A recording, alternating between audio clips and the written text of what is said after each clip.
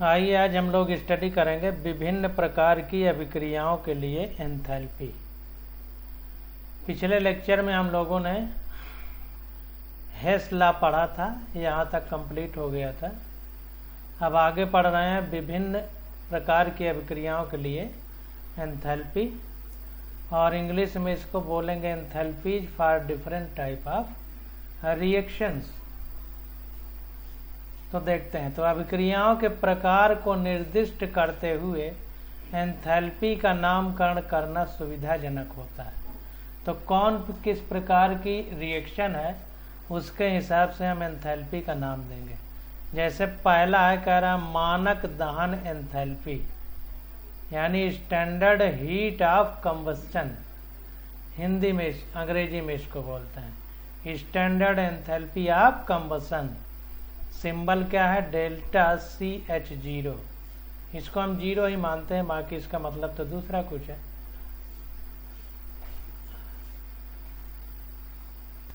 तो देखिए मानक दहन एंथैल्पी क्या है। तो देखिए दहन का मतलब होता है जलाना, और जलने का मतलब ये है कि उसके लिए हमको किसी भी चीज को जलाने के लिए ऑक्सीजन की आवश्यकता होती है। तो दहन की जो प्रक्रियाएं हैं, तो जब कोई चीज जलती है तो जाहिर सी बात है कि कह रहा है कि दहन अभिक्रियाएं प्रकृति से ऊष्माक्षेपी होती है। तो इसको एक पॉइंट को पहला आप लोग नोट करें कि जितने भी हीट ऑफ कंबशन रिएक्शन है वो सब ऊष्माक्षेपी होती हैं, यानी एक्सोथर्मिक होती हैं, यानी किसी पदार्थ के जलाने पर ऊष्मा निकलती है। यह उद्योग रॉकेट, विमान एवं जीवन के अन्य पहलुओं में महत्वपूर्ण होती हैं। मानक दहन एंथैल्पी को इस प्रकार परिभाषित किया जाता है कि यह किसी पदार्थ की प्रति मोल वो एंथैल्पी परिवर्तन है जो इसके दहन के फलस्वरूप होता है। तो मानक दहन एंथैल्पी क्या है कि यह किसी, देखिए मानक में हमेशा 1 मोल लिया जाता है, इस बात को ध्यान देना। तो वही कह रहा है कि यह किसी पदार्थ की प्रति मोल वो एंथैल्पी परिवर्तन है। देखिए डेल्टा लगा है तो हमेशा चेंज ही होगा। तो वो दहन एंथैल्पी परिवर्तन है जो इसके दहन के फलस्वरूप होता है, यानी जलाने के फलस्वरूप जो ऊर्जा निकलती है। क्योंकि ऊष्माक्षेपी है तो जाहिर सी बात है कि जलाने पर ऊष्मा निकलेगी। जब समस्त अभिक्रियक एवं उत्पाद एक विशिष्ट ताप पर अपनी मानक अवस्थाओं में होते हैं। देखिए ये भी पॉइंट इसके साथ में आवश्यक है कि जो भी अभिक्रियक हैं यानी रिएक्टेंट हैं, और जो भी उत्पाद बन रहे हैं यानी प्रोडक्ट, वो सब अपने विशिष्ट ताप पर अपनी मानक अवस्था में रहते हैं, जो स्टैंडर्ड कंडीशन है उस पे रहते हैं। जैसे पहले हमने पढ़ा था मानक हीट ऑफ विरचन, यानी मानक विरचन ऊष्मा जिसको पढ़े थे, डेल्टा HF0 जो था वो। तो मानक अवस्था में लेना है, 1 मोल लेना है, और उसके जलाने में जितनी ऊष्मा में परिवर्तन होता है उसी को हम एंथैल्पी में परिवर्तन होता है, उसी को मानक दहन एंथैल्पी कहते हैं। मानक शब्द लगा है तो जाहिर सी बात है कि मानक अवस्थाओं में ही लेना है। अब देखिए आगे देखते हैं, कह रहा है खाना पकाने वाली गैस के सिलेंडर में मुख्यतः ब्यूटेन यानी C4H10 गैस होती है। तो इसको अंडरलाइन करिए। ये पूछ सकता है कि खाना पकाने वाली जो गैस होती है उसमें क्या होता है वो, तो वो नॉर्मली क्या होती है? ब्यूटेन होती है। ब्यूटेन के 1 मोल के दहन को 2658 किलो जूल ऊष्मा निर्मुक्त होती है। अगर ब्यूटेन के 1 मोल को जलाया जाए तो 2658 किलो जूल ऊष्मा निर्मुक्त होती है, यानी बाहर निकलती है। इसके लिए हम ऊष्मा रासायनिक अभिक्रिया को इस प्रकार लिख सकते हैं। तो देखिए एक चीज ध्यान दीजिए कि चूंकि दहन में ऊष्मा निकलती है तो जाहिर सी बात है कि जब ठंडी होती है तो हम आग जला के तापते हैं तो ऊष्मा निकलती है, गर्म हो जाता है वातावरण, तो खुद खुला दिख रहा है कि ऊष्मा निकलती है, यानी ऊष्माक्षेपी क्रियाएं होती हैं, जितनी दहन ऊष्मा वाली क्रियाएं हैं। तो देखिए ये ब्यूटेन के दहन के लिए तो हमने अभी आपको बताया कि किसी चीज़ को जलाना है तो ऑक्सीजन जरूरी है, ऑक्सीजन के साथ अभिक्रिया होना ही जलना है एक तरह से। तो C4H10 गैस है, इसको ऑक्सीजन गैस के साथ हम लोग जला रहे हैं। तो ये अभिक्रिया को बैलेंस करने के लिए इधर 13/2 ऑक्सीजन लेना पड़ा है। CO2 के 4 मोल बनते हैं CO2 गैस के, और पानी जो द्रव के रूप में मिलता है उसके 5 मोल बनते हैं। और डेल्टा CH0 कितना है, -2658.0 किलो जूल प्रति मोल। अब जाहिर सी बात है कि ऊष्मा निकल रही है तो निकल करके परिवेश में जाएगी, यानी निकाय से ऊष्मा कम हो रही है, तो इसीलिए माइनस साइन लगा है। इसी प्रकार ग्लूकोज के दहन से 2802.0 किलो जूल प्रति मोल ऊष्मा निर्मुक्त होती है। इसके लिए समीकरण क्या है, तो अब ग्लूकोज है, ग्लूकोज का फार्मूला होता है C6H12O6, तो गैस के रूप में ली जाएगी। ग्लूकोज को देखिए जलाने पर गैस के रूप में लिया गया है, ग्लूकोज को भी गैस के रूप में लिया गया है, बात को ध्यान देना। तो जब इसको ऑक्सीजन गैस के साथ जलाते हैं तो CO2 और H2O बनेगा। जैसी बात है कि कार्बन और हाइड्रोजन और ऑक्सीजन 3 तत्व हैं इसमें, तो CO2 और H2O बनेगा। जलेगा कोई चीज, हाइड्रोकार्बन अगर जलेगी तो CO2 और H2O ही बनता है। तो यहाँ पर भी देखिए CO2 और H2O बना है, H2O लिक्विड बना है, CO2 गैस। कितना जूल एनर्जी निकली है, -2802.0 किलो जूल प्रति मोल। इसी को मानक दहन ऊष्मा कहते हैं, यह स्टैंडर्ड हीट ऑफ कंबस्शन। अब चूंकि ये ऊष्मा निकल रही है तो हमारा जो निकाय है उसमें कमी हो रही है, तो इसलिए कमी के लिए माइनस साइन लगा। अब देखिए आगे कह रहा है कि हमारे शरीर में भी दहन के प्रक्रम की तरह भोजन से ऊर्जा उत्पन्न होती है। यद्यपि अंतिम उत्पाद कई प्रकार के जटिल जैव रासायनिक अभिक्रियाओं की श्रेणी से बनते हैं, जिनमें एंजाइम का उपयोग होता है। तो कह रहा है कि हमारे शरीर में जो भोजन का पाचन होता है, उस भोजन के पाचन के बाद रासायनिक क्रियाओं द्वारा एक प्रकार से, जिस प्रकार से दहन से ऊष्मा निकलती है, उसी प्रकार हमारे शरीर से को गर्म करने के लिए ऊष्मा निकलती है। और ये दहन की प्रक्रिया या जो रासायनिक प्रक्रिया है वो किसके द्वारा पूर्ण होती हैं, शरीर में पाए जाने वाले एंजाइम के द्वारा। अब देखिए हमारे पास क्वेश्चन आ गया है। तो क्वेश्चन उदाहरण 5.9 क्या है, कह रहा है बेंजीन के 1 मोल का दहन 298 केल्विन 1 ATM दाब पर होता है। दहन के उपरांत CO2 गैस एवं H2O लिक्विड बनते हैं तथा 3267.0 किलो जूल ऊष्मा निर्मुक्त होती है। तो कह रहा है बेंजीन के लिए मानक विरचन एंथैल्पी की गणना कीजिए। मानक विरचन एंथैल्पी, ध्यान दीजिए, विरचन का मतलब फार्मेशन, तो स्टैंडर्ड हीट ऑफ फार्मेशन की बात कर रहा है। CO2 गैस एवं H2O लिक्विड के लिए मानक विरचन एंथैल्पी के मान क्रमशः दिए गए हैं, -393.5 किलो जूल प्रति मोल एवं -285.83 किलो जूल प्रति मोल। तो अब जैसे रिएक्शन है तो उसी हिसाब से हम लोगों को निकालना है। तो कह रहा है 1 मोल बेंजीन का 1 मोल को दहन किया जा रहा है 1 ATM दाब पर। तो दहन के उपरांत CO2 और H2O बनता है। तो कुल मिला के जलाया जा रहा है, तो मानक विरचन एंथैल्पी यानी हीट ऑफ फार्मेशन पूछ रहा है। तो दहन ऊष्मा भी इसी को कह सकता है। अभी देखते हैं, खुद ही बात समझ में आ जाएगी। दहन ऊष्मा तब कहेंगे जब समस्त अभिक्रिया एवं उत्पाद एक विशिष्ट ताप पर अपनी मानक अवस्थाओं में होंगे। तो यही जो अभिक्रिया की विरचन ऊष्मा है, यही हमारी मानक दहन ऊष्मा हो जाएगी। तो इसको समझते हैं। तो देखिए हल देखते हैं। तो कह रहा है बेंजीन का विरचन निम्नलिखित समीकरण से दिया जाता है। तो बेंजीन किस प्रकार से बनती है, पहले उसको हम लोग समझ लेते हैं। तो बेंजीन में C6H6 ये बेंजीन का फार्मूला है और लिक्विड फॉर्म यानी द्रव की अवस्था में पाई जाती है। और 6 कार्बन है तो 6 ग्रेफाइट ले लिया गया कार्बन, 6 हाइड्रोजन है तो 3H2 के रूप में हाइड्रोजन ले लिया गया, और गैस के फॉर्म में हाइड्रोजन H2 की तरह रहती है। तो ये हो गया डेल्टा FH0 यानी मानक विरचन ऊष्मा है C6H6 की, क्योंकि अपने मूलभूत तत्वों से ये बनाई जा रही है बेंजीन। अब देखिए 1 मोल बेंजीन के लिए दहन एंथैल्पी क्या होगी। अब देखिए दहन एंथैल्पी की तो हर जगह प्रति मोल की बात हो रही है, तो 1 मोल की ही बात करेंगे। तो 1 मोल बेंजीन के लिए दहन एंथैल्पी कितना होगी, तो इसको देखते हैं। 1 मोल बेंजीन को जलाना पड़ेगा, तो जलाएंगे किस में, ऑक्सीजन में।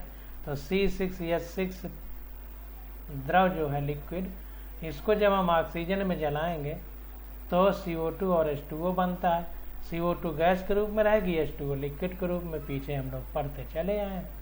अब देखिए इस रिएक्शन को बैलेंस करना है, तो 6 कार्बन के परमाणु हैं, तो यहाँ पर 6 लगा दिया। जब यहाँ पर 6 लगा दिया और हाइड्रोजन के 6 हैं, 6 हाइड्रोजन है तो यहाँ पर 3 लगा दिया, तो 6 हाइड्रोजन हो गए। ऐसे ही बैलेंस करते हैं। जब यहाँ पे 3 लगा दिया तो 6 हाइड्रोजन हो गए। अब देखिए हाइड्रोजन इधर भी बैलेंस हो गए, हाइड्रोजन इधर भी, कार्बन इधर भी बैलेंस हो गए, कार्बन इधर भी, बचा ऑक्सीजन। तो इधर ऑक्सीजन कितना हो गया, 6 दूनी 12, 3 15, तो 15 ऑक्सीजन हो गए। और इसमें O2 खुद ही है, तो O2 है यानी 2 अणु के फॉर्म में है, तो 15/2 कर दें तो 15 ही हो जाएगा। O2 इधर भी, क्योंकि ये O2 लिखा है, अगर O भर लिखा होता तो 15 लिख देते, O2 है तो 15/2 लिखना पड़ेगा। तो ये हमारी डेल्टा CH0 यानी बेंजीन की मानक दहन ऊष्मा, मानक दहन एंथैल्पी कितना है, -3267 किलो जूल प्रति मोल। ये क्वेश्चन में जहाँ तक दिया गया है 3267.0 किलो जूल प्रति मोल। और निर्मुक्त होती है तो निर्मुक्त मतलब बाहर निकलती है, यानी ऊष्माक्षेपी क्रिया यानी एक्सोथर्मिक है, तो निकाय की ऊष्मा में कमी होगी तो माइनस साइन लगा देंगे। अब देखिए, अब हमसे देखिए क्वेश्चन में पूछ रहा है कि बेंजीन के लिए मानक विरचन एंथैल्पी की गणना कीजिए, यानी स्टैंडर्ड हीट ऑफ फॉर्मेशन या स्टैंडर्ड एंथैल्पी ऑफ फॉर्मेशन ये कह सकते हैं। तो अब स्टैंडर्ड एंथैल्पी ऑफ फॉर्मेशन है, तो इनके मूलभूत तत्वों के रूप में जिससे बेंजीन बनी है उसके बारे में हमको सोचना पड़ेगा। तो इसको देखते हैं। तो यहाँ पर देखिए जो बेंजीन है हमारी, बेंजीन में CO2 और H2O बन रहा है। अब यहाँ पर देखिए जो बेंजीन है हमारी, तो बेंजीन कार्बन और हाइड्रोजन से मिलकर के बनी है। तो कार्बन और हाइड्रोजन के लिए हम लोग पहले विरचन एंथैल्पी निकालेंगे। तो विरचन एंथैल्पी अगर कार्बन हाइड्रोजन के लिए निकालना चाहें तो यहाँ पर देखिए 1 मोल सबका लेना पड़ेगा उसकी मूलभूत अवस्था के रूप में, जिस रूप में प्रकृति में पाई जाती है। तो C कार्बन ग्रेफाइट के रूप में पाया जाता है, तो ग्रेफाइट के रूप में पाया जाता है। तो 1 मोल CO2 के लिए विरचन एंथैल्पी, क्योंकि CO2 और H2O ही बन रहा है बेंजीन से, तो 1 मोल CO2 के लिए विरचन एंथैल्पी यानी हीट ऑफ फॉर्मेशन कितना होगा, C ग्रेफाइट जिस अवस्था में प्रकृति में पाया जाता है, और ऑक्सीजन से रिएक्शन करा देंगे तो CO2 बन जाएगा। ऑक्सीजन गैस है और CO2 भी गैस है। तो यहाँ पर डेल्टा FH0 होता है -393.5 किलो जूल प्रति मोल। ये देखिए हमारा दिया भी है यहाँ पे, ये देखिए दे दिया है क्रम से H2O और CO2 के लिए। तो ये आ गया हमारा। अब इसी में प्रकार से H2O के लिए निकाल लेंगे। तो 1 मोल के लिए निकालना है, तो 1 मोल H2O अगर हमको बनाना है, यहाँ पर 1 मोल होना चाहिए, ध्यान दीजिए, ये 3 6 कुछ भी हो इससे नहीं मतलब है। अगर विरचन एंथैल्पी निकालना है तो 1 मोल होना चाहिए, और ये जो लिया जाएगा ये प्रकृति में जिस रूप में पाया जाएगा उस रूप में। तो प्रकृति में हाइड्रोजन H2 के रूप में पाया जाता है, तो H2 गैस प्लस आप O2 गैस से H2O लिक्विड बन गया 1 मोल। तो इसके लिए डेल्टा FH0, यहाँ पर विरचन एंथैल्पी की जगह मानक विरचन एंथैल्पी लिखना चाहिए, standard heat of formation, standard heat of formation, इस मानक शब्द भूल गया। तो डेल्टा FH0 कितना है? -250.83 किलोग्राम प्रति मोल। ये क्वेश्चन में दिया गया है, ये सब कुछ दिया गया है। तो ये हमारे पास आ गया। अब देखिए क्या कह रहा है, समीकरण 3 को 6 से हम समीकरण 4 को 3 से गुणा करने पर हमको देखिए बेंजीन की मानक विरेचन एंथैल्पी की गणना करना है, बेंजीन की स्टैंडर्ड हीट ऑफ फॉर्मेशन। तो समीकरण 3 में 6 और समीकरण 4 में 3 का गुणा करेंगे, इसमें 6 का और इसमें 3 का, ताकि ये भी 6 हो जाए, ये भी 6, क्योंकि बेंजीन बनाना है। तो 6 का गुणा कर दिया। तो यहाँ पर देखिए इसमें 6 का गुणा किया तो हो गया 6C plus 6O2 gives 6CO2 gas. Delta FH0 इसका है -2361 किलो जूल प्रति मोल आ जाएगा। जब 6 का गुणा करेंगे इसमें तो आ जाएगा।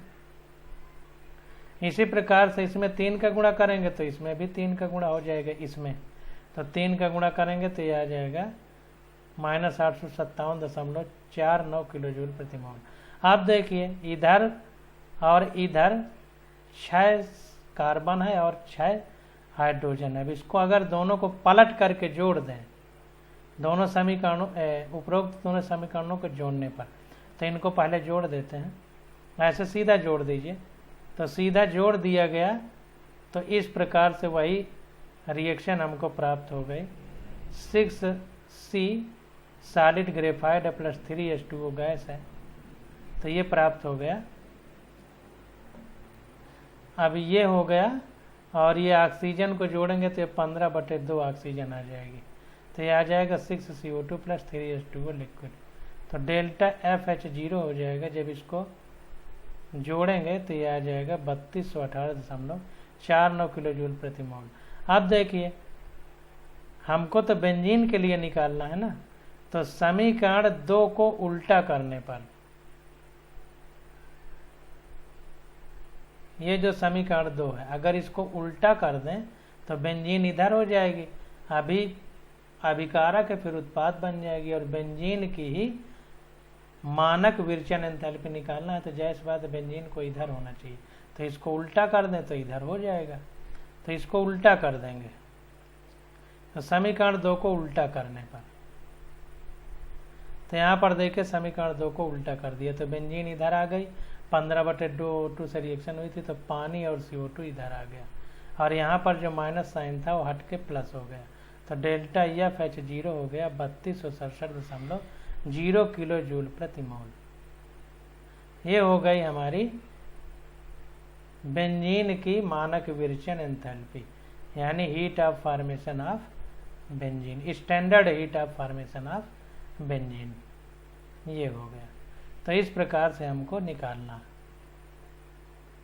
तो देखिए सबसे पहले मानक रूप में निकाला, फिर इसको 1 कर दिया तो बेंजीन के लिए बन गया, फिर इसको उल्टा कर दिया तो बेंजीन के लिए निकालना था, तो अभिकारक से उत्पाद की ओर बेंजीन चला गया। तो ये आ गया। अब समीकरण 5 एवं 6 को जोड़ने पर, अब अगर हम समीकरण 5 और 6 को जोड़ दें तो यहाँ पर देखिए इससे बन करके बेंजीन बनी है ये, तो डेल्टा FH0 बेंजीन है। अब अगर समीकरण 5 और 6 को जोड़ दें,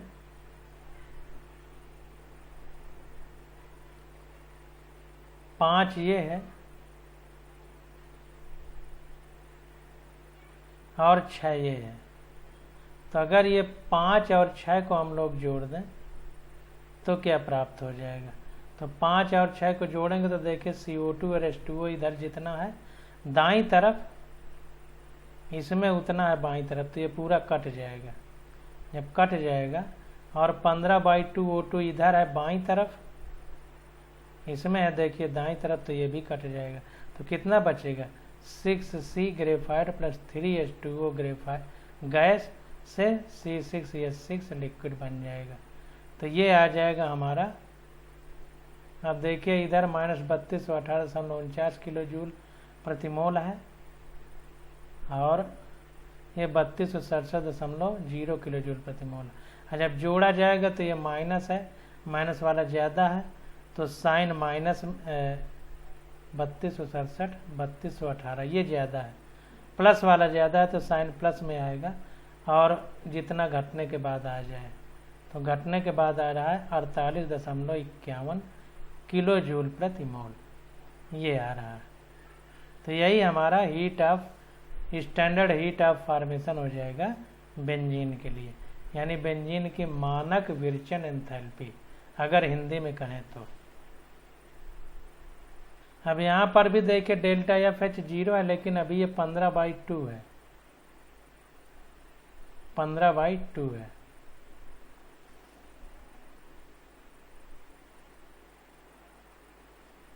तो हमें देखिए बेंजीन के लिए मानक विरचन एंथैल्पी की गणना करना था। तो बेंजीन जिसमें बने, इसमें देखिए बेंजीन और ऑक्सीजन 2 बन रहा है, इसमें प्योर बेंजीन बन रहा है इसलिए, और लिक्विड फॉर्म में है, तो यही हमारी मानक विरचन एंथैल्पी हो जाएगी बेंजीन के लिए, बेंजीन के निर्माण के लिए। अब आगे है कणन एंथैल्पी डेल्टा AH0।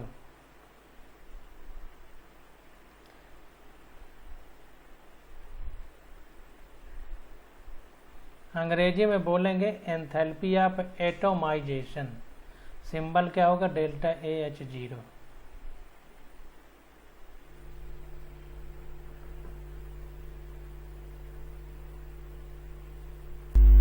तो यहाँ पर देखिए कण का मतलब है एटम यानी परमाणु, तो कणन एंथैल्पी यानी डेल्टा AH0 का मतलब है कि किसी भी पदार्थ से एटम बना देने में जो ऊष्मा की जरूरत होगी या निकलेगी उसको हम बोलेंगे कणन एंथैल्पी।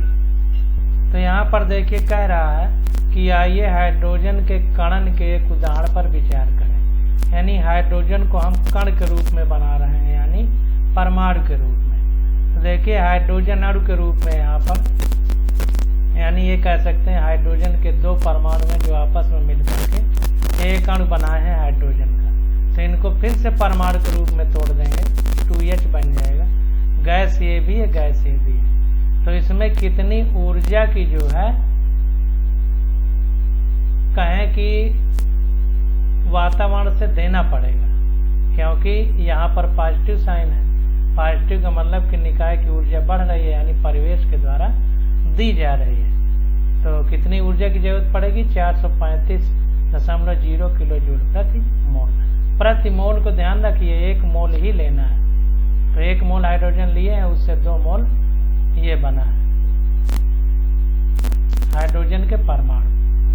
तो यहाँ पर देखिए कह रहा है कि आप देख सकते हैं कि इस प्रक्रिया में हाइड्रोजन के H बंधों के टूटने से H परमाणु प्राप्त होगा।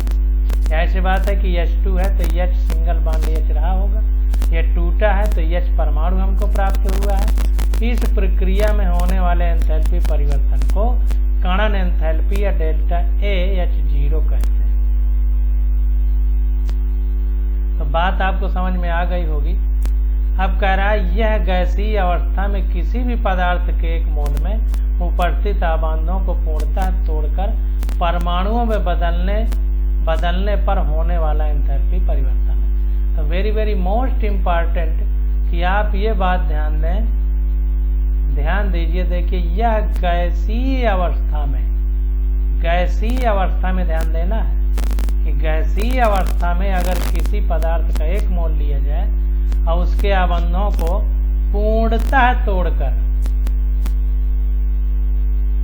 2 बातें, गैसीय अवस्था में 1 मोल लेना है और पूर्णतः तोड़ देना है आबंधों को, पूर्णतः तोड़कर परमाणुओं में बदलने पर होने वाला, तोड़कर परमाणुओं में बदलना है, परमाणुओं में बदलने पर जो भी एंथैल्पी परिवर्तन होता है उसको हम कणन एंथैल्पी बोलते हैं। कह रहा ऊपर दर्शाए गए डाई हाइड्रोजन जैसे द्विपरमाणु कणुओं की कणन एंथैल्पी इनकी आबंध वियोजन एंथैल्पी भी होती है। तो कणन एंथैल्पी मतलब इसको जो है तोड़ करके हम परमाणु में बदल रहे हैं। अब इसमें जो आबंध है, ये आबंध है, एकल आबंध, सिंगल बॉन्ड इसको कहते हैं। तो इसको तोड़ रहे हैं, तो इसको तोड़ करके हम हाइड्रोजन के परमाणु बना रहे हैं। तो जो कणन एंथैल्पी है इसी को हम कह रहा है कि आबंध वियोजन एंथैल्पी भी कह सकते हैं। क्या कह सकते हैं? आबंध वियोजन एंथैल्पी भी इसको कह सकते हैं। क्यों कह सकते हैं? क्योंकि आबंध को तोड़ने में जो ऊष्मा एंथैल्पी की निकल रही है, तोड़ने में, तो जाहिर सी बात है कि बांड टूट रहे हैं, तो आबंध वियोजन एंथैल्पी भी इसी को कह सकते हैं। कणन एंथैल्पी के कुछ अन्य उदाहरण निम्नलिखित हैं। नीचे और दे रहा है उदाहरण। अब आगे जो उदाहरण दे रहा है उसको देखते हैं। कह रहा है एक उदाहरण है जैसे कि CH4 गैस है, इससे कार्बन बन रहा है गैस के रूप में। देखिए गैस के रूप में बन रहा है और हाइड्रोजन बन रहा है गैस के रूप में। ध्यान दीजिए कि ये हमेशा गैस के रूप में लेना है। देखिए क्या कह रहा है, गैसीय अवस्था में 1 मोल लेना है और सारे जो आबंध उनको पूर्णतः तोड़ देने पर जो एंथैल्पी परिवर्तन होता है उसी को कणन एंथैल्पी कहते हैं। और चूंकि आबंध टूट रहे हैं तो इसको आबंध वियोजन एंथैल्पी भी बोलेंगे। वियोजन का मतलब तोड़ना। अब देखिए यहाँ पर कह रहा है कि डेल्टा AH0 कितना है, 1665 किलो जूल प्रति मोल है मीथेन के लिए। मीथेन से क्या बन रहा है? कार्बन परमाणु बन रहा है और हाइड्रोजन परमाणु यानी एटम बन रहा है। यह ध्यान देने योग्य बात है कि यहाँ उत्पाद केवल गैसीय अवस्था में कार्बन और H परमाणु में, केवल गैसीय अवस्था में। इसको अंडरलाइन करिए कि जो उत्पाद हैं ये भी जो है केवल गैसीय अवस्था में कार्बन और हाइड्रोजन परमाणु। यह ध्यान देने योग्य बात है कि यहाँ उत्पाद केवल गैसीय अवस्था में कार्बन और हाइड्रोजन परमाणु है। केवल गैसीय अवस्था में कार्बन और हाइड्रोजन परमाणु है।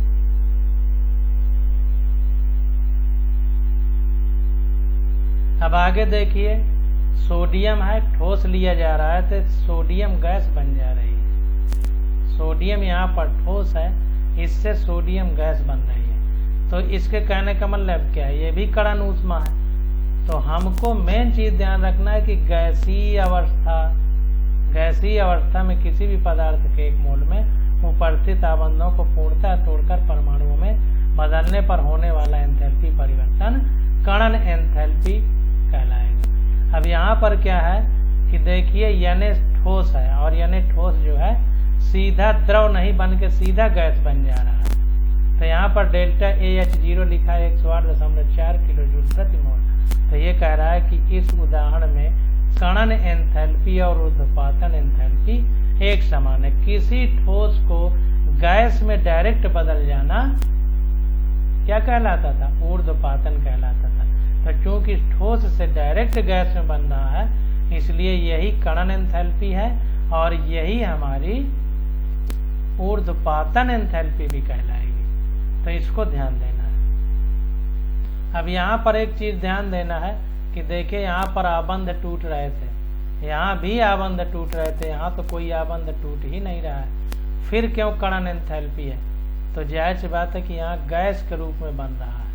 सोडियम ठोस से गैस के रूप में बन रहा है और परमाणु के रूप में हमें प्राप्त हो रहा है, इसलिए इसको कणन एंथैल्पी कह रहा है। और चूंकि ठोस से डायरेक्ट अगर कोई चीज गैस बन जाए तो उसको ऊर्ध्वपातन कहते हैं। तो ये जो ऊष्मा है इसको ऊर्ध्वपातन एंथैल्पी भी कह सकते हैं। तो कह रहा है इस उदाहरण में कणन एंथैल्पी और ऊर्ध्वपातन एंथैल्पी एक समान है।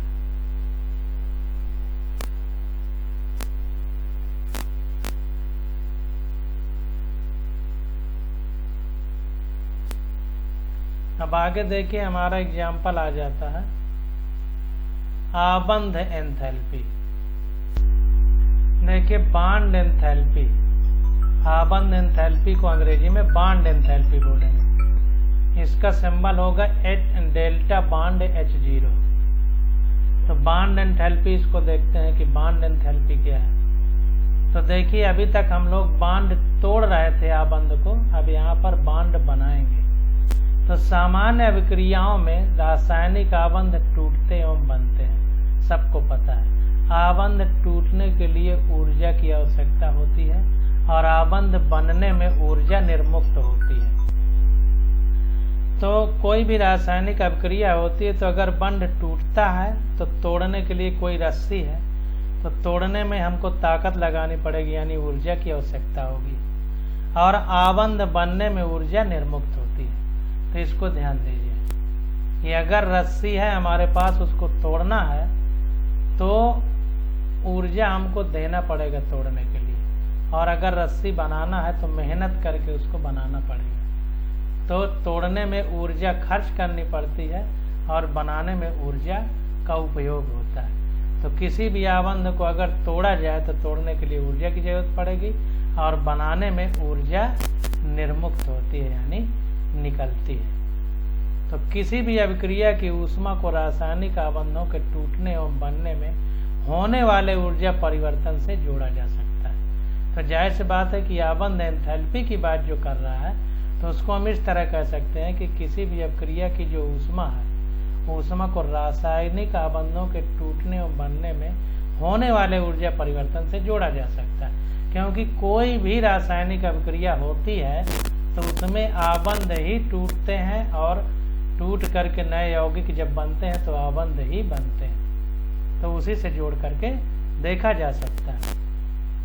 रासायनिक आबंधों से जुड़े एंथैल्पी परिवर्तनों के लिए ऊष्मा गतिकी में दो अलग पद प्रयुक्त होते हैं। तो जो रासायनिक आबंध है, तो रासायनिक आबंधों से जुड़े एंथैल्पी परिवर्तन के लिए ऊष्मा गतिकी यानी थर्मोडायनेमिक्स में दो अलग पद प्रयुक्त होते हैं। एक पद क्या है? आबंध वियोजन एंथैल्पी है, दूसरा माध्य आबंध एंथैल्पी है। यानी आबंध को तोड़ने के लिए कितनी ऊर्जा की जरूरत पड़ेगी, जैसा कि बता रहा है कि तोड़ने में ऊर्जा की आवश्यकता होती, और माध्य आबंध एंथैल्पी।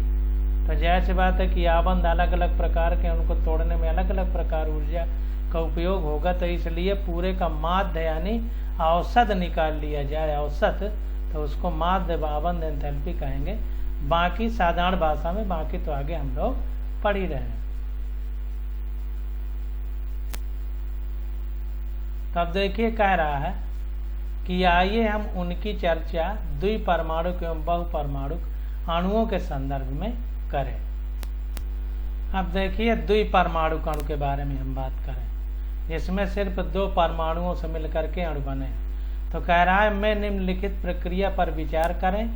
एक मोल डाई हाइड्रोजन में विद्यमान सभी आबंध टूटते हैं। तो अगर एक मोल हाइड्रोजन है, कुछ नहीं तो एक माना जाएगा।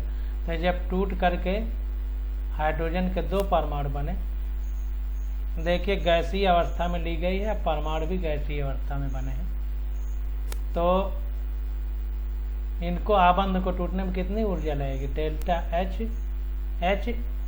0 कह रहा है, H0 435.0 किलो जूल प्रति मोल है। तो इस प्रक्रिया में होने वाला एंथैल्पी परिवर्तन H आबंध H की आबंध वियोजन एंथैल्पी यानी बांड डिसोसिएशन एंथैल्पी है। तो जाहिर सी बात है कि ये हाइड्रोजन के बीच में जो बंध टूटा है उसी की आबंध वियोजन एंथैल्पी है या बांड डिसोसिएशन एंथैल्पी, इसी को अंग्रेजी में बोलेंगे। अब देखिए आबंध वियोजन एंथैल्पी उस प्रक्रिया में होने वाला एंथैल्पी परिवर्तन है जिसमें किसी गैसीय सहसंयोजक यौगिक के एक मोल आबंध टूटकर गैसीय उत्पाद बनाते हैं। अब देखिए जो बारीकी वाली बात है जो समझना है उसमें क्या है, गैसीय सहसंयोजक यौगिक होना चाहिए, सहसंयोजक आबंध उसके बीच में होना चाहिए, कोवैलेंट बॉन्ड, जिसमें दोनों परमाणु जब मिलके अणु बनाए बंध के द्वारा तो दोनों के इलेक्ट्रॉनों का बराबरी का साझा होना चाहिए। सहसंयोजक तो सबसे पहले गैसीय अवस्था में लेना है, सहसंयोजक यानी कोवैलेंट यौगिक लेना है और एक मोल लेना है। तो टूट करके जो गैसीय उत्पाद बने, देखिए गैसीय सहसंयोजक यौगिक भी लेना है गैस के रूप में, और गैसीय उत्पाद भी बने टूट करके, इसको ध्यान देना है। तो बहुत इंपॉर्टेंट है, इसको अंडरलाइन कर लीजिए। तो क्या क्या बात इंपॉर्टेंट है आबंध वियोजन एंथैल्पी के लिए? गैसीय अवस्था में हमको यौगिक लेना है और सहसंयोजक आबंध उसके बीच में वो यौगिक लेना है, और आबंध टूटकर गैसीय उत्पाद बने, ये भी ध्यान देना। तो देखिए गैस लिया गैसीय उत्पाद, गैस लिया गैसीय उत्पाद, सहसंयोजक है, सहसंयोजक है, बराबर बराबर इलेक्ट्रॉनों का साझा है। तो ध्यान दें कि यह एंथैल्पी परिवर्तन और डाई हाइड्रोजन की कणन एंथैल्पी एक समान है। ध्यान दीजिए एक ही बात है, यहाँ पर देखें बराबर बराबर है। तो चाहे आबंध एंथैल्पी कहें या कणन एंथैल्पी कहें एक ही बात है, क्योंकि ये भी आबंध टूट करके परमाणु में बन रहा है और गैसीय अवस्था में। तो कई चीजें समान हो सकती हैं। अन्य सभी द्विपरमाणु कणुओं के लिए भी यह सत्य है। जैसे कि उदाहरण दे रहा है कि Cl2 गैस है, 2Cl गैस बना, तो डेल्टा Cl बॉन्ड Cl के लिए H0 कितना होगा, यानी आबंध वियोजन enthalpy, bond dissociation enthalpy 242 kilo joule प्रति मोल। इसी प्रकार O2 के लिए भी 428 किलो जूल प्रति मोल। तो इस प्रकार से लिखना है। O2 में देखिए 2 आबंध है, तो O डबल बॉन्ड O लिखा है, चाहे एक आबंध हो चाहे 2, इससे मतलब नहीं है, सहसंयोजक यौगिक होना चाहिए, यानी उसके बीच सहसंयोजक आबंध होना चाहिए। ये बात महत्वपूर्ण है।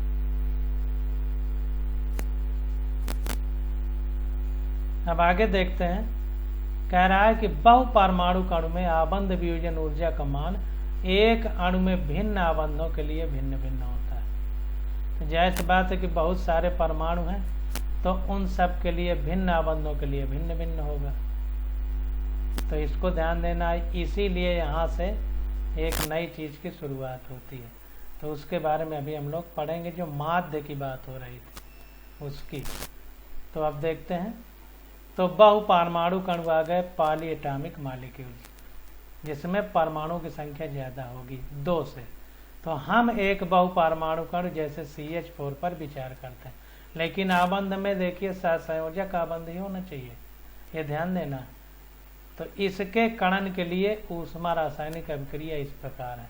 कणन के लिए मतलब इसको परमाणु में बदलने के लिए। तो CH4 गैस है, ये भी गैस, ये भी गैस। तो चूंकि सब गैस रूप में होंगी अगर, तो इसी को आबंध वियोजन एंथैल्पी या बॉन्ड डिसोसिएशन एनर्जी भी बोलेंगे, और 1 मोल भी हो। ध्यान दीजिए सारी बातें हम बता चुके हैं। और यही कणन एंथैल्पी भी है, क्योंकि गैस रूप में है, 1 मोल है और गैस रूप में प्रोडक्ट बनना है, तो ये गैस रूप में। तो डेल्टा AH0 कितना है, 1665 किलो जूल प्रति मोल कणन एंथैल्पी है, जिसको हीट ऑफ एटमाइजेशन कहते हैं। मीथेन में चारों CH आबंध समान है, इसलिए मीथेन अणु में सभी CH आबंधों की आबंध दूरी एवं आबंध ऊर्जा भी एक समान है। ऐसी बात है, C में सब समान है, तो दूरी भी बराबर होगी, यानी बंध की लंबाई बराबर है, और इनको तोड़ने पे ऊर्जा भी बराबर बराबर निकलेगी। यद्यपि प्रत्येक CH आबंध को तोड़ने के लिए आवश्यक ऊर्जा भिन्न भिन्न है, जो नीचे दी गई है। तो ध्यान दीजिए दोनों बातों को कि CH आबंध की आबंध दूरी एवं आबंध ऊर्जा भी एक समान है, क्योंकि CH आबंध समान है मीथेन में चारों। लेकिन कह रहा है कि इनको तोड़ने में जो ऊर्जा लग रही है वो भिन्न भिन्न है, ऊर्जा भिन्न भिन्न है जो नीचे दी गई है। ये देखिए नीचे दी गई है, सबको तोड़ने में ऊर्जा भिन्न भिन्न है। क्यों भैया भिन्न भिन्न क्यों है, इस बात को भी तो समझना पड़ेगा।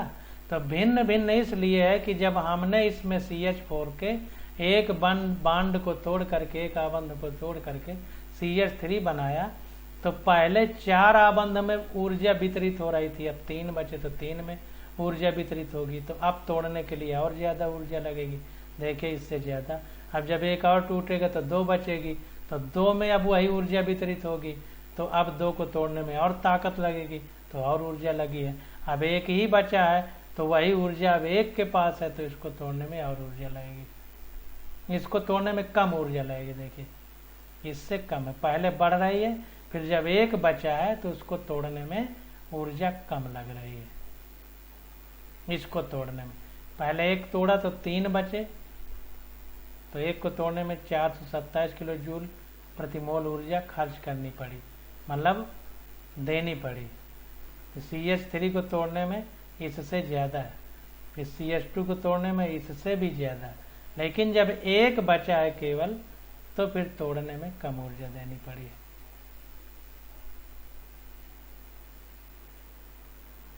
इससे भी कम ऊर्जा देनी पड़ी है चौथे वाले में। तो ऐसा क्यों है? तो ऐसा इसलिए हो गया क्योंकि आबंध जो होगा वो अब अस्थिर हो गया। तो अब अस्थिर होगा तो तोड़ने में उतनी ऊर्जा नहीं देनी पड़ेगी। यहाँ तक मजबूती के साथ वो बंधा रहा, यहाँ पर अब अस्थिर हो गया, क्योंकि यहाँ पर जब C के साथ केवल एक ही H है तो कार्बन की बाहरी कक्षा में 4 इलेक्ट्रॉन है। अब एक के साथ आबंध 3 फ्री है, तो जो 3 फ्री है अनाबंधी इलेक्ट्रॉन है वो हाइड्रोजन के बीच जो आबंध है उसको ज़्यादा तेजी से धकेलने लगे, इसलिए ऐसा हो गया। यहाँ तक तो बटे थे दोनों तरफ हाइड्रोजन हाइड्रोजन, तो इसलिए ऊर्जा की ज़्यादा ज़रूरत पड़ी, यहाँ बहुत कम। ऐसा माना जा रहा है कि ऐसा होता होगा समझने के लिए। आप देखिए यहाँ पर CH4 से C गैस और H हाइड्रोजन गैस बनी, ये भी देखिए परमाणु रूप में बने, तो पूरी ऊर्जा कितनी निकली, इसको जोड़ा गया होगा पूरे को, कि मतलब सब को तोड़ दिया। यहाँ एक एक करके तोड़ के दिखाया, यहाँ सबको तोड़ा एक साथ, तो ये पूरा जोड़ा होगा, जोड़ के इधर लिखा है 9 7 15 2 17 7 24। तो जोड़ने पे देखिए उतना ही आ जाएगा, 9 7 16 2 18 और 7 25 की 5 और 5 5 10 4 14 और 2 16 और 4 3 7 8 7 15 1 16, इतना आ जाएगा। अब कह रहा है कि अब हम CH4 में CH बंध की औसत आबंध एंथैल्पी परिभाषित करते हैं। तब औसत आबंध एंथैल्पी वही जो अभी हमने देखा ना कि 2 रूप में होंगे, आबंध वियोजन एंथैल्पी और माध्य आबंध एंथैल्पी।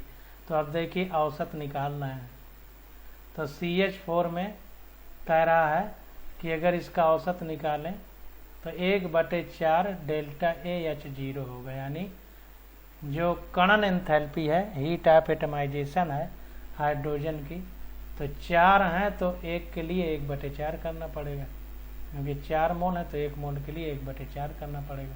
तो 1/4 1665, तो ये आ गया 416 किलो जूल प्रति मोल प्रत्येक के लिए, क्योंकि 4 मोल आबंध है, 4 आबंध हैं तो 4 हाइड्रोजन है तो 4 मोल कह सकते हैं, तो इसीलिए 1/4 कर दिया, तो इतना आ गया। मतलब औसतन एक आबंध को तोड़ने में 416 किलो जूल प्रति मोल एनर्जी लगेगी हाइड्रोजन के, क्योंकि CH4 में हाइड्रोजन ही है। अब ये कह रहा है कि हम देखते हैं कि मीथेन में CH बंध की औसत आबंध एंथैल्पी 416 किलो जूल प्रति मोल है। यहाँ पर देखिए अलग अलग को तोड़ने में अलग अलग रख रही थी, तो इसी का औसत निकाल लिया कि औसतन कितना होगा, तो 416 किलो जूल प्रति मोल आई हाइड्रोजन के एक आबंध का औसत। तो वही कह रहा है कि हम देखते हैं कि मीथेन में CH बंध की औसत आबंध एंथैल्पी 416 किलो जूल प्रति मोल है। यह पाया गया है कि विभिन्न यौगिकों जैसे CH3 CH2 Cl CH3NO2 आदि में CH बंध का औसत आबंध एंथैल्पी मान एक दूसरे से थोड़ा सा भिन्न होता है, ऐसा पाया गया है, परंतु इन मानों में अधिक अंतर नहीं होता। हेस के नियम का उपयोग करके आबंध एंथैल्पी की गणना की जा सकती है। कुछ एकल और बहु आबंधों की एंथैल्पी 5.3 में उपलब्ध है। अभिक्रिया एंथैल्पी बहुत महत्वपूर्ण है, क्योंकि यह पुराने आबंधों को टूटने एवं नए आबंधों के बनने के कारण ही उत्पन्न होती है अभिक्रिया एंथैल्पी। तो जाहिर सी बात है कि अभिक्रिया का मतलब ही है कि पुराने आबंध टूट करके जो नया उत्पाद बनेगा तो नए आबंधों का सृजन होगा, तो इसीलिए कह रहा है कि पुराने आबंधों के टूटने एवं नए आबंधों के बनने के कारण ही उत्पन्न होती है अभिक्रिया एंथैल्पी। यदि हमें विभिन्न आबंध एंथैल्पियां ज्ञात हों तो गैसीय अवस्था में किसी भी अभिक्रिया की एंथैल्पी ज्ञात की जा सकती है। गैसीय अवस्था, ध्यान दीजिए, बार बार ये शब्द इस्तेमाल कर रहा है।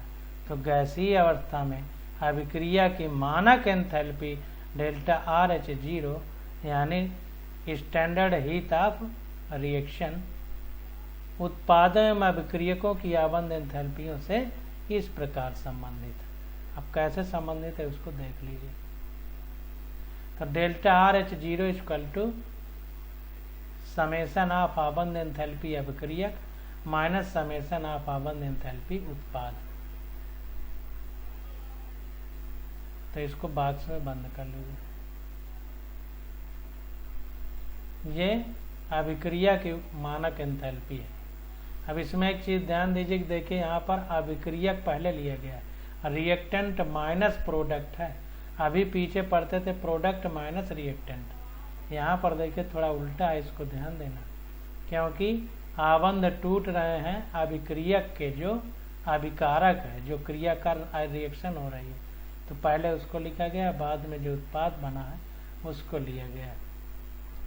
अब देखिए यह संबंध उस समय विशेष उपयोगी होता है जब डेल्टा FH0 का मान ज्ञात ना हो, यानी स्टैंडर्ड हीट ऑफ फॉर्मेशन मानक विरचन एंथैल्पी ना पता होता।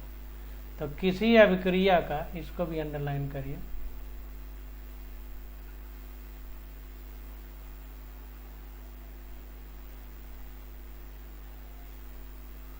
किसी अभिक्रिया का कुल एंथैल्पी परिवर्तन उस अभिक्रिया में अभिक्रिया अणुओं के सभी आबंधों को तोड़ने के लिए आवश्यक ऊर्जा एवं उत्पादों के अणुओं के सभी आबंधों को तोड़ने के लिए आवश्यक ऊर्जा का अंतर होता है। तो अभिक्रिया अणुओं के सभी आबंधों को तोड़ने के लिए जो आवश्यक ऊर्जा होती है एवं उत्पाद के अणुओं के सभी आबंधों को तोड़ने के लिए आवश्यक ऊर्जा का अंतर होता है।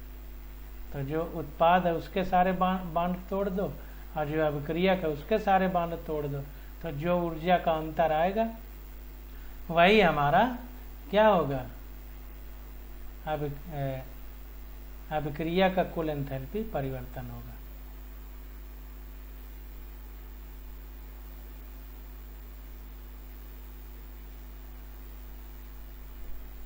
ध्यान दीजिए, कह रहा है ध्यान रहे कि यह संबंध लगभग सही है। लगभग सही है, पूरी तरह सही नहीं। जैसे यहाँ पर लिखा था कि बंध का औसत आबंध एंथैल्पी मान एक दूसरे से थोड़ा भिन्न होता है।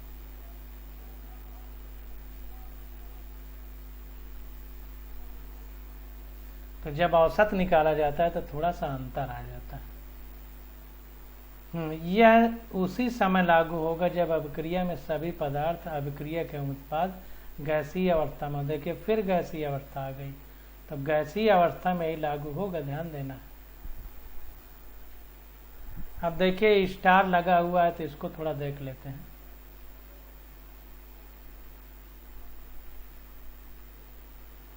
ये देखिए स्टार नीचे लगा, तो कह रहा है नोट करें आबंध वियोजन एंथैल्पी यानी बांड डिसोसिएशन एंथैल्पी तथा औसत आबंध एंथैल्पी यानी एवरेज बॉन्ड एंथैल्पी के लिए समान चिन्ह का उपयोग किया जाता है, के लिए समान चिन्ह का उपयोग किया जाता है।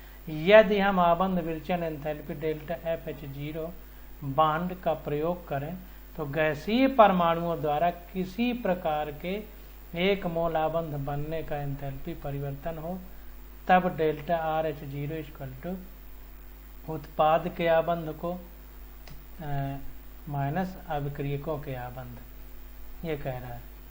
तो फिर से इसको पढ़िए, कह रहा है यदि हम आबंध विरचन एंथैल्पी यानी हीट ऑफ आबंध विरचन एंथैल्पी यानी enthalpy of heat of formation किसका, बांड का प्रयोग करें, डेल्टा FH0 बांड लिखें, तो कह रहा है गैसीय परमाणुओं द्वारा, गैसीय अवस्था में देखे ले रहा है, द्वारा किसी प्रकार के एक मोल आबंध बनने का एंथैल्पी परिवर्तन हो। अगर एक मोल आबंध बन रहा हो तो बनने का अगर एंथैल्पी परिवर्तन लिया जाए तो उसके लिए क्या होगा, डेल्टा RH0।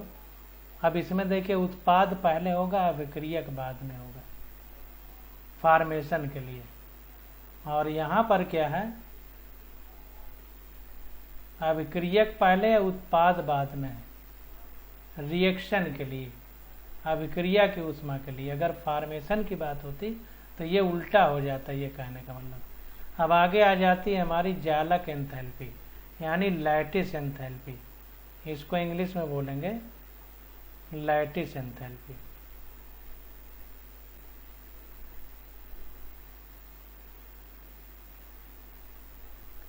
Lattice enthalpy.